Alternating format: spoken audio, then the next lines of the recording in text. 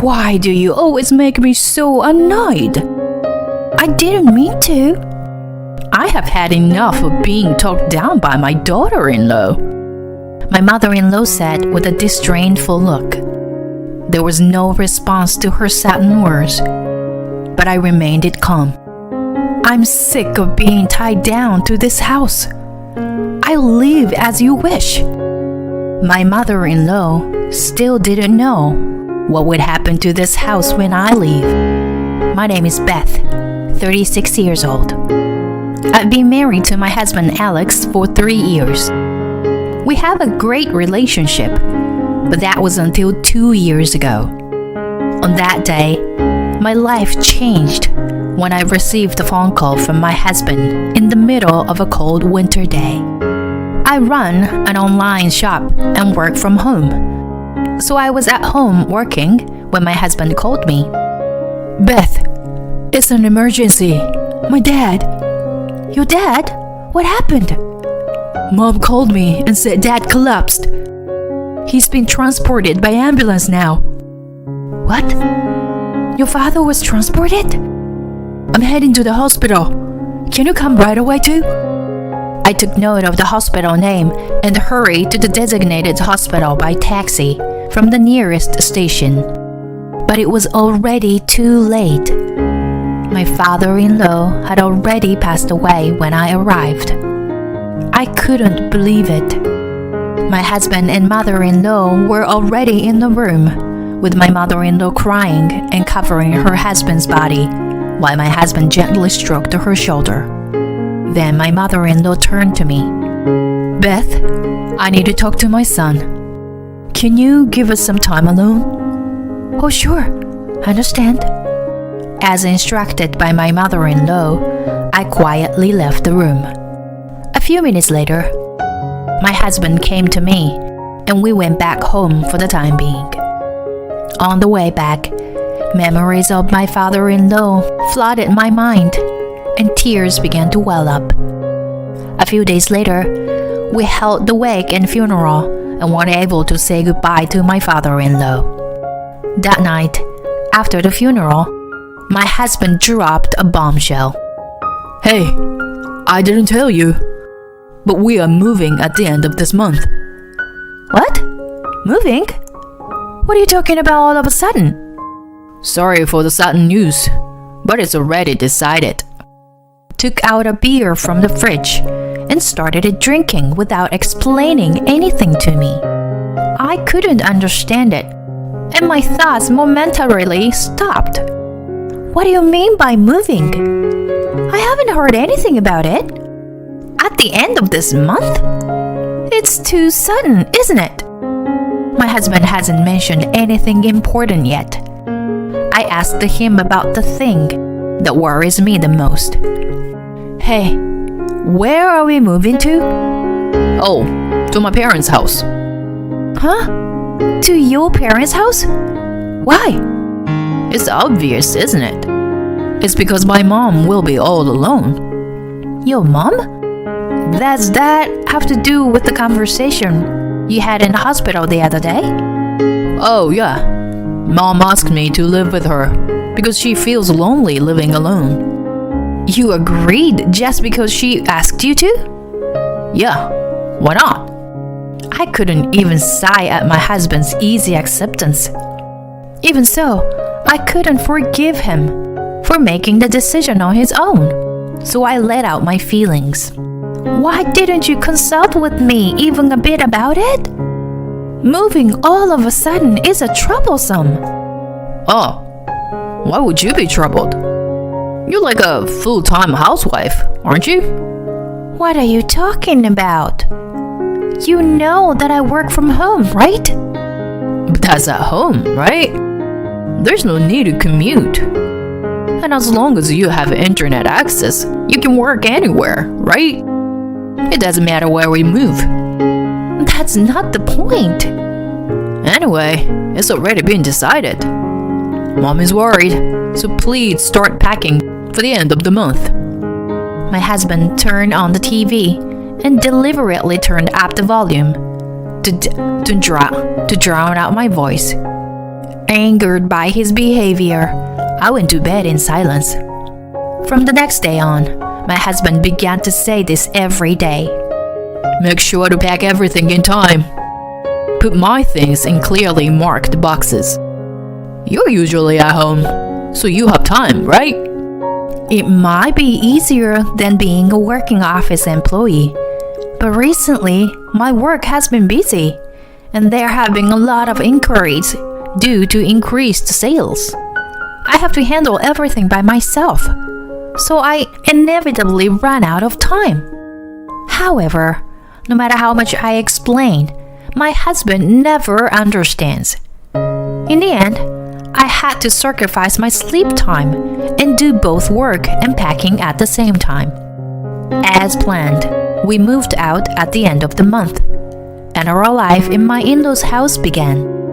It was much more difficult than I thought, both physically and mentally. Basically, all the housework was left to me. Even when I suggested dividing the work to my mother-in-law, she wouldn't accept it.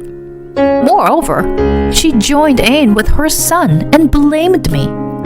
Beth, since you're at home, you should be doing the household chores. That's right, Beth. You are, after all, a wife of this family. But I have work to do as well. You're just messing around on your computer, right? You have plenty of free time, so manage your time well. Oh, is it that Beth takes too much time for one household chore? It's not like that. Then you should be able to do it. Make sure you don't cause any trouble for Mom. I will educate her to take care of the house as a wife should. Since that day, my available work hours have drastically decreased. If I don't finish the household chores, my mother-in-law will come to my room without even knocking and complain. And she won't even try to hide her bad mood, as she tells me, Beth, the laundry isn't finished yet. Huh? But I finished hanging it all just now. It's not finished. The towel that I put in the washer earlier are still in the basket.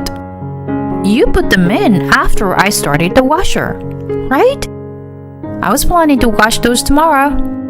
Don't talk back to me.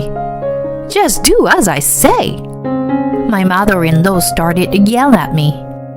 Until I do as she says, her verbal abuse continues. I reluctantly interrupted my work and started the washer again as she ordered. Days like this continued for a month. Even I, who have a lot of patience, was nearing my limit. One day, I confided in my husband about his mother. While we were lying in the bed before going to sleep, I brought it up casually. Hey, Alex, I have a favor to ask you. A favor? What is it? Could you tell your mom not to come into my room while I'm working? She comes in every day without knocking, and it's really distracting me from my work. Why are you telling me? Why don't you just tell Mom directly? I've told her many times, but she doesn't listen to me at all. Then my husband let out a big sigh and responded weirdly. Do you know why my mom goes to your room? What? Because you were doing something wrong. It's because you were not doing your share of the housework. Wait a minute. I'm not neglecting my housework. Mom told me. You forgot to wash the towel the other day, right? And you don't cook the food the way Mom told you to do.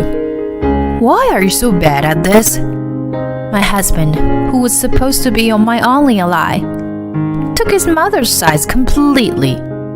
Faced with this harsh reality, I couldn't say anything more. By consulting my husband, the situation with my mother-in-law became even more difficult the next day. Alex's stress at work also increased, and he was always in bad mood at home. Then, one day, my husband came home from work later than usual. His face was red, and even from the distance, I could smell alcohol. Hey, Alex, how much did you drink? Shut up. I got fired from work, and I'm irritated. You got fired? What happened? Those guys fired me for such a small mistake. Damn it. He said it was just a small mistake. But it couldn't have been such a small mistake to get him fired. However, my husband didn't reflect on himself at all and didn't even acknowledge his own mistakes. I tried to leave the living room, leaving my drinking husband behind. Hey! He stopped me and said, What? From now on, we have to manage our finances with your income until I find my new job. What? Wait a minute. I've been contributing $1,500 until now. Starting next month, it'll be $3,000. I saw your online banking. You earn more than that, right? Did you check it without my permission? We're a married couple. It's not a problem, right? Anyway, make sure to put $3,000 in the household budget. If you don't like it, we'll get a divorce. He took out the divorce papers from his bag and threw them at me. Looking back, I should have decided to get divorced right away. At the time, I was just bewildered by the fact that my husband had been fired. In addition, at his command, I had to keep the news of his dismissal from his mother. To avoid suspicion from her, he pretended to wear a suit and went to work every morning. How long will this life continue? I can't even save any money like this. I had always wanted to start my own business and even wanted to have a physical store. So, I had been saving my money, though it was not much. I hoped my husband would find a new job soon. I managed to endure this life somehow. But more than a half a year has passed since then, and he still hasn't found a new job. He started working part-time a few months ago, but it doesn't support our household budget. Despite this situation, my mother-in-law still hurls insults at me.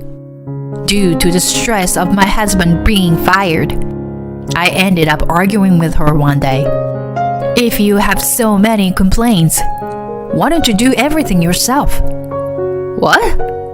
Beth, why are you acting that way toward your mother-in-law?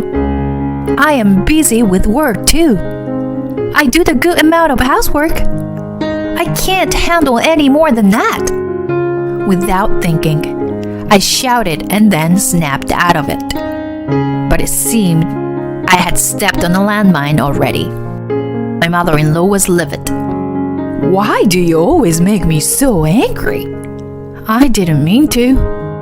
I've had enough of being bossed around by my daughter-in-law. Just disappear. That's when my anger turned into resignation. It's pointless to deal with them anymore. I realized it in an instant. I understand. After saying that, I began packing my things. My mother-in-law watched me satisfied the whole time. Since a nearby business hotel was available, I stayed there for a few days and submitted a divorce application with the court. That's how I was finally freed from the curse of those two. After staying at the hotel, I rented an apartment near the land where I want to eventually open a store. It was about 3 weeks after leaving my in-laws home, when one day, my ex-husband Alex called me out of frustration. He immediately started yelling at me. Enough already. You're such a burden. How long do you think you can keep wandering around like this? What's the matter all of a sudden? Where are you now? It's none of your business. I don't have to tell you where I am. What? Don't mess with me.